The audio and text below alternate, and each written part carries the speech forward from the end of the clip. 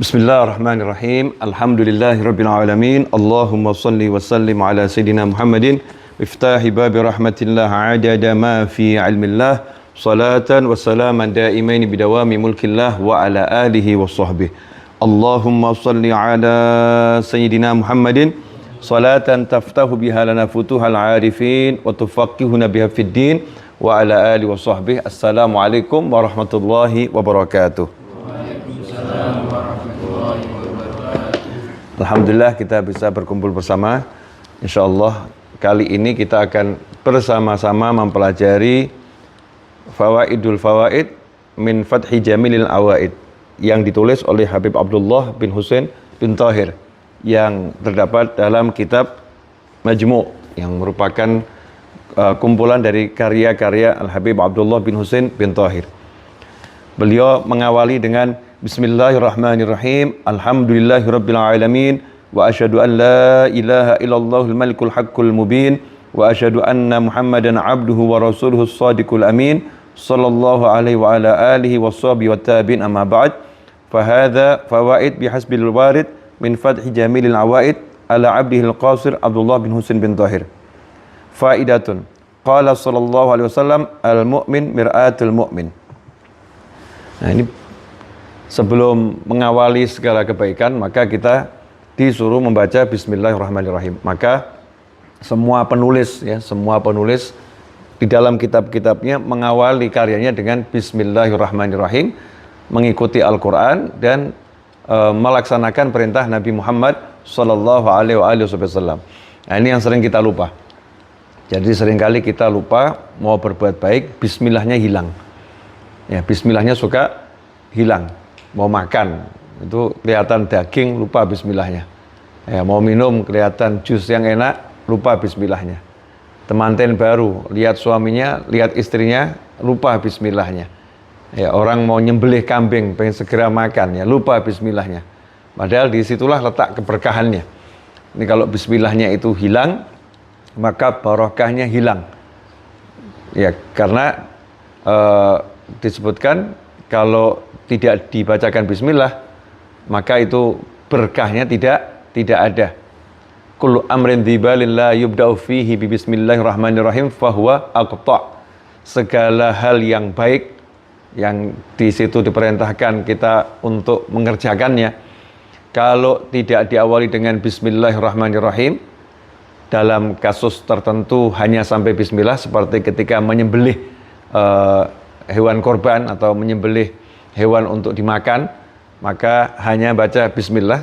Segala sesuatu yang baik kalau tidak diawali dengan bismillahirrahmanirrahim atau bismillah, fahuwa aqta', maka dia itu terputus. Terputus apa? Terputus berkahnya. Jadi sebetulnya dalam segala kebaikan itu ada berkah. Ya, dalam segala kebaikan ada berkah. Tapi kalau tidak diawali dengan nama Allah, berkahnya putus. Karena kalau udah lupa nama Allah, berarti yang muncul nama nafsu. Nafsunya yang muncul. Yang muncul itu bukan Allahnya, tapi keinginan-keinginan pribadi manusia itu. Ya seperti misalnya mau makan. Ya mau makan. Sebetulnya di makanan yang halal itu ada keberkahan yang luar biasa. Tapi begitu lihat makanan, ya dia lupa Allahnya. Lupa yang ngasih makan. Lupa yang memberi kekuatan dia untuk bisa makan. Dia lupa. Sehingga ketika dia mengulurkan tangan, dengan percaya diri dia bisa mengambil makanan itu. Dengan percaya diri dia bisa memasukkan makanan itu ke mulutnya. Dengan percaya diri dia bisa mengunyahnya. Nah, dia lupa yang membisakan dia, yang membuat dia mampu hanya Allah Subhanahu wa Ta'ala. Yang ngasih juga Allah Ta'ala, dia lupakan. Kemudian dia tidak minta izin sama Allah. Tidak ngomong bismillah, ini saya makan atas izin Allah. Saya makan musta'inan billah, minta tolong sama Allah. Saya makan ini mengharap berkah dari Allah Subhanahu wa Ta'ala. Karena Allah sudah mengatakan seandainya mereka bertakwa, ya, sehingga seandainya ahli warga suatu tempat itu beriman dan bertakwa, maka akan kami turunkan keberkahan dari langit dan munculkan keberkahan dari bumi. Nah, di antara keberkahan dari bumi adalah makanan yang kita makan. Itu keberkahan dari Allah Subhanahu wa Ta'ala. Cuman ada syaratnya. Ya, di antara syaratnya adalah ketika mau makan baca Bismillahirrahmanirrahim. Ini kalau bismillahnya hilang, maka berkahnya putus. Dapatnya apa? Ya cuman enak di mulut. Ya cuman enak di mulut. Kemudian kalau minuman ya enak di mulut, hausnya hilang. Perutnya jadi kenyang. Setelah itu jadi kotoran. Jadi kotoran mungkin sebagian diserap ke tubuh jadi energi, tapi berkahnya hilang. Sehingga setelah makan nggak ngajak taat makanannya. Makanannya tidak menambah kebaikan.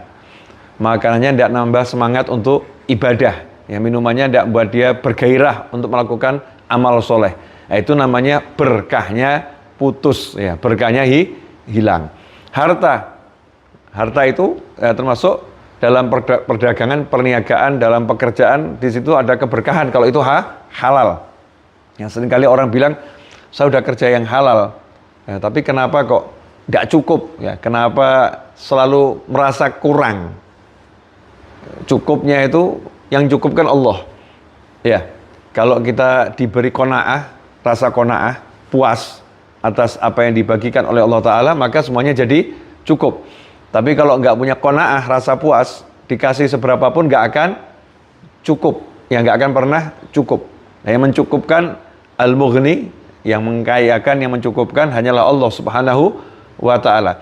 Tapi ada orang yang dikasih berapapun nggak pernah cukup, selalu merasa kurang, nggak pernah puas. Kenapa seperti itu? Karena keberkahan rezekinya dicabut sama Allah Ta'ala. Keberkahan rezekinya dicabut. Ya, semisal dia ketika menggunakan uang itu, mau ngambil dari mesin ATM, ya, mau ngambil dari lemari, mau membelanjakan uang itu, ini kan hal yang baik semua. Tapi dia tidak baca Bismillahirrahmanirrahim. Dengan nama Allah yang Maha Pengasih lagi Maha Penyayang. Lupa Bismillahnya. Ya, berkahnya terputus. Ya, berkahnya hilang. Ada lagi yang hubungan suami istri. Itu ada berkah di sana. Itu ibadah. Tapi kalau Bismillahnya hilang, maka berkahnya dicabut sama Allah Ta'ala. Nanti anak yang jadi atas hubungan itu, anak yang sudah digauli oleh setan. Ya, pengaruhnya ada, sampai anak itu besar akan ada pengaruhnya, berkahnya terputus.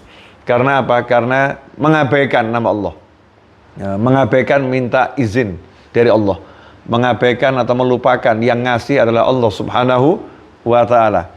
Jadi segala kebaikan kalau tidak diawali dengan Bismillahirrahmanirrahim, fahuwa aqta, dia terputus. Ya.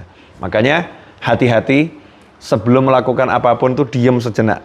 Diam sejenak aja, tidak usah lama-lama, cuman sesaat menghadirkan Allah Subhanahu wa Ta'ala. Kita latih diam sebentar, ya, Allah itu ada gitu. Disadarkan dirinya. Itu yang namanya al-hudur ma'allah. Hadir bersama Allah.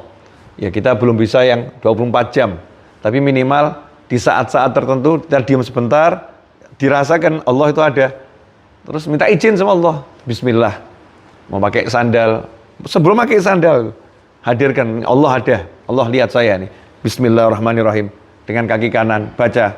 Mau duduk, ya, mau bangun dari duduk, lakukan semua itu. Biar kita betul-betul dalam berkah yang luar biasa. Kemudian yang kedua, alhamdulillahirabbil alamin. Di antara hadis kullu amrin dibalin la yubda'u fihi bi bismillahirrahmanirrahim fa huwa aqta. Di riwayat yang lain juga dengan alhamdulillahirabbil alamin fa huwa aqta. Yang menurut para ulama yang tentang alhamdulillah itu dia lebih kuat nilai hadisnya. Ya, hadisnya lebih kuat. Makanya selalu digabungkan bismillahirrahmanirrahim, alhamdulillahirabbil alamin. Alhamdulillahnya jangan dilupakan. Ya, jangan dilupakan karena dalam alhamdulillah itu ada keberkahan yang luar biasa. Rasa syukur pada Allah Subhanahu wa Ta'ala. Seperti yang sudah dijelaskan dalam pembahasan surat Al-Fatihah, orang kalau udah alhamdulillah berarti dia senang hatinya. Hatinya senang, sadar kalau dia dalam nikmat. Nah, masalahnya itu kita tidak pernah sadar kalau dalam nikmat. Sering lupa.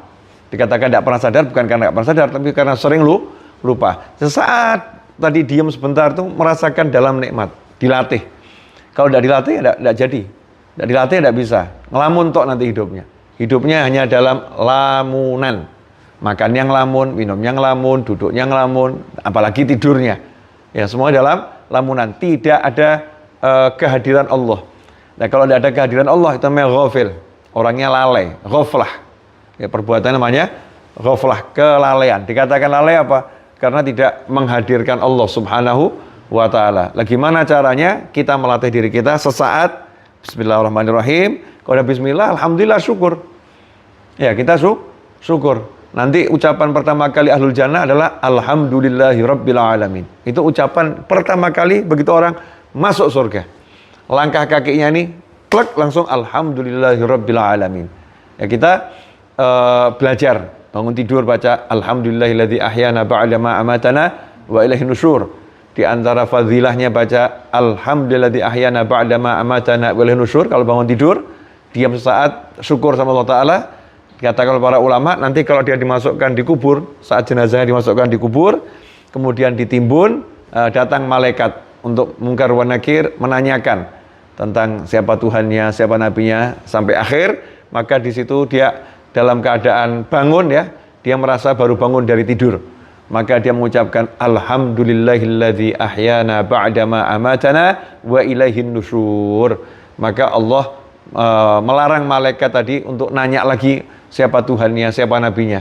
Karena apa? Karena dia sudah bersyukur pada Allah Subhanahu wa ta'ala, dia sudah bukan lagi tahu Tuhannya Allah, bahkan dia bersyukur pada Allah Subhanahu wa ta'ala. Ini diantara manfaatnya baca alhamdulilladzi ahyana ba'da ma amatana wa ilaihin nusyur. Tapi banyak orang yang bangun tidur langsung yang diambil handphonenya, bukan ingat sama Tuhannya. Bangun tidur langsung ngecek ada WA masuk atau tidak.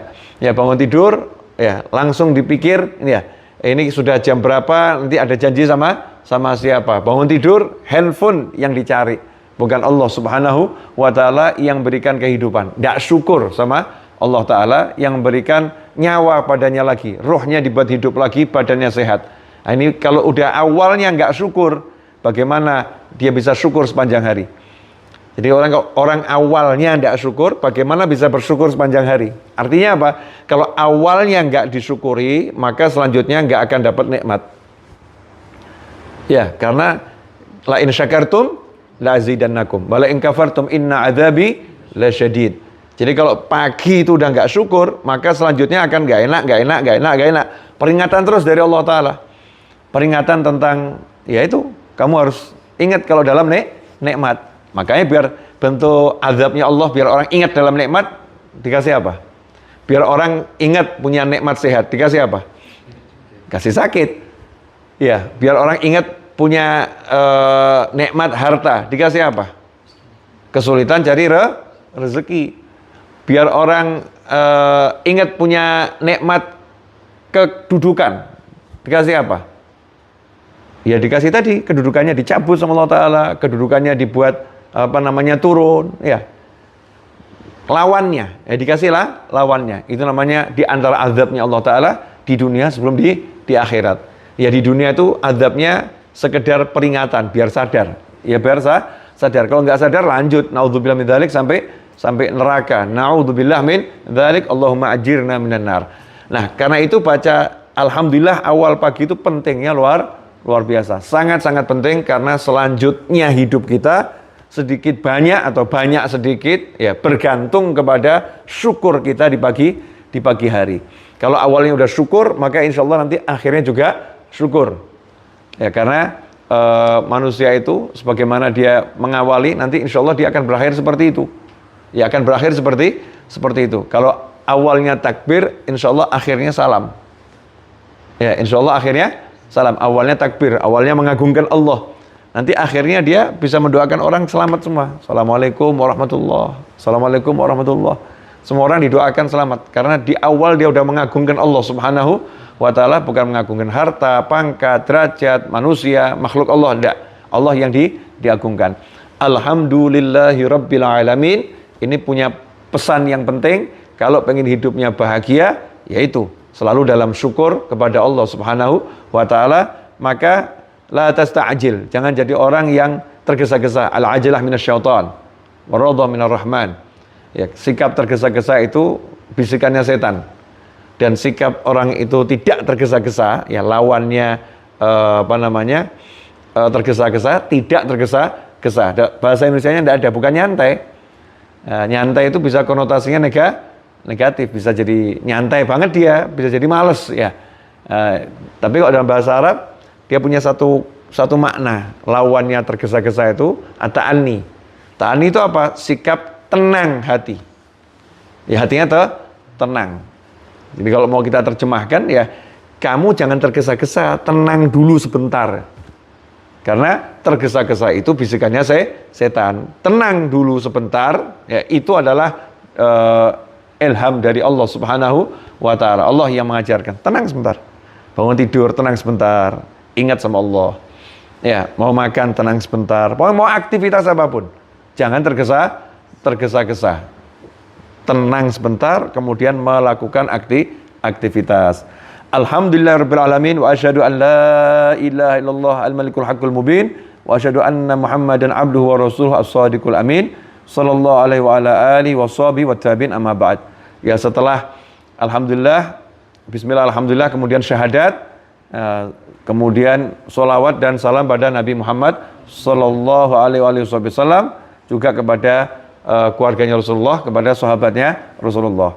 Sholawat kepada sahabat itu tidak pernah dilakukan oleh Nabi Muhammad SAW. Ya, Rasul tidak pernah menyolawati sahabatnya. Ya, sholawat kepada sahabat itu kita yang melakukannya. Ya, kita yang melakukannya. Kenapa? Karena ada sholawat pada keluarga Nabi Muhammad Sallallahu Alaihi Wasallam. Dikiaskan dari situ, maka ya kita boleh bersolawat, bahkan dianjurkan bersolawat kepada sahabatnya Nabi Muhammad Sallallahu Alaihi Wasallam, karena di antara keluarganya Rasulullah itu juga sahabatnya Rasulullah. Ya, keluarga Rasulullah juga sahabatnya Rasulullah SAW. Karena itu kalau ada orang bilang sholawat ini bid'ah, ya, sholawat ini bid'ah, nggak pernah diajarkan Nabi Muhammad SAW. Sholawat ini bid'ah, ya, nggak pernah diajarkan Nabi Muhammad SAW. Nah, ini sholawat yang dibaca sama banyak orang itu, ya, pakai kepada sahabat itu juga nggak diajarkan oleh Nabi Muhammad SAW.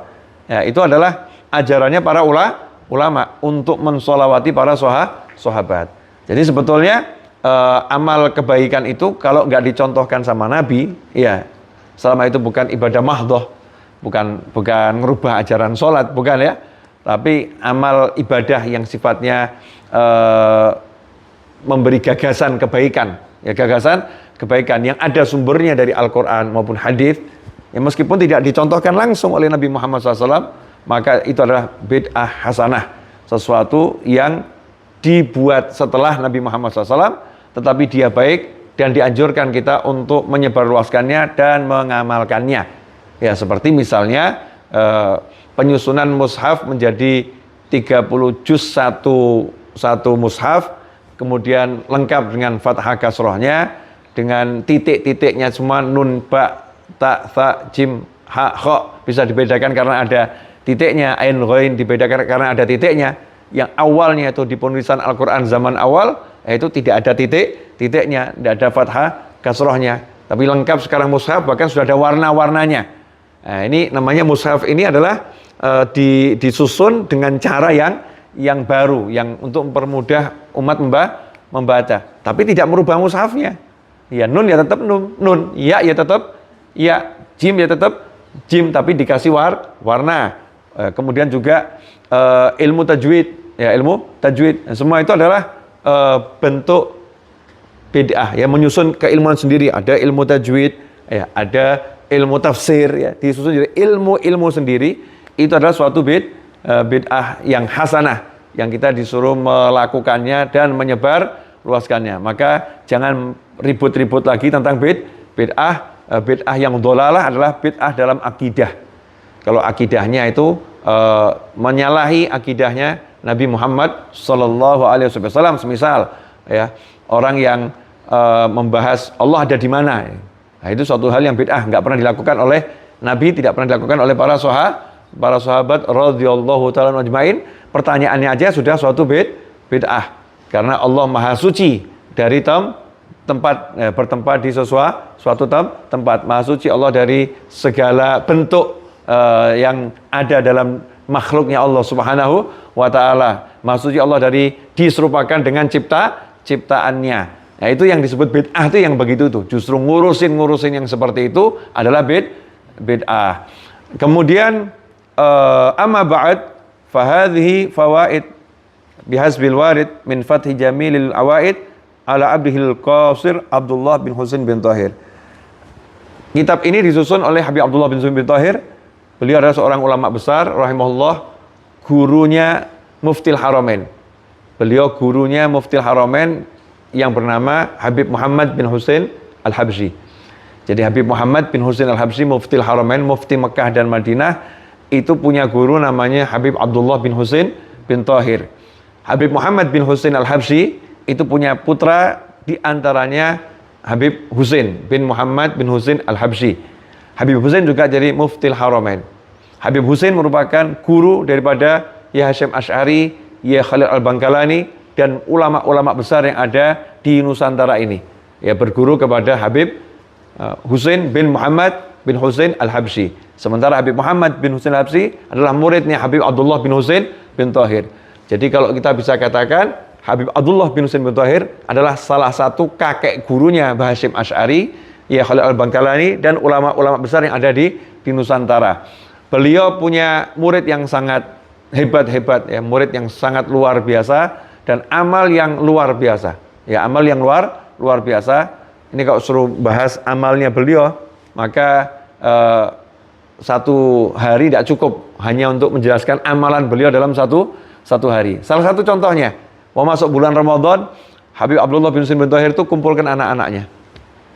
Kemudian ditanya, siapa di antara kalian yang masih punya sisa waktu? Yang waktunya sisa. Anak-anaknya nanya, kenapa Abah kok nanya masih punya sisa waktu? Kalau masih ada sisa waktu, saya beli aja. Karena Ramadan itu suruh nambah amal, sementara waktunya Abah 24 jam sudah habis buat beramal. Jadi Ramadan tidak bisa nambah amal lagi. Abah butuh tambahan waktu. Siapa yang punya? Cara didik anaknya begitu. Cara didik putra-putranya seperti itu. 24 jam waktunya untuk ibadah. Sementara kita Ramadan sudah tarawihnya 20 rakaat, witirnya 11, tasbihnya 4 rakaat, kemudian kita baca Al-Quran 2 juz dan sebagainya. Itu kita masih ada kalimat, yuk kita jalan-jalan, yuk menghabiskan waktu. Ya, masih sisa waktu yang luar biasa. Bahkan yuk kita tidur, yuk menghabiskan waktu. Sisa waktu yang luar biasa. Bayangkan seorang manusia 24 jam, tidak ada satu detik pun yang tidak digunakan untuk ibadah, untuk amal soleh. Semua ada amal solehnya. Yang dimaksud ada amal solehnya apa? Bukan asal-asalan.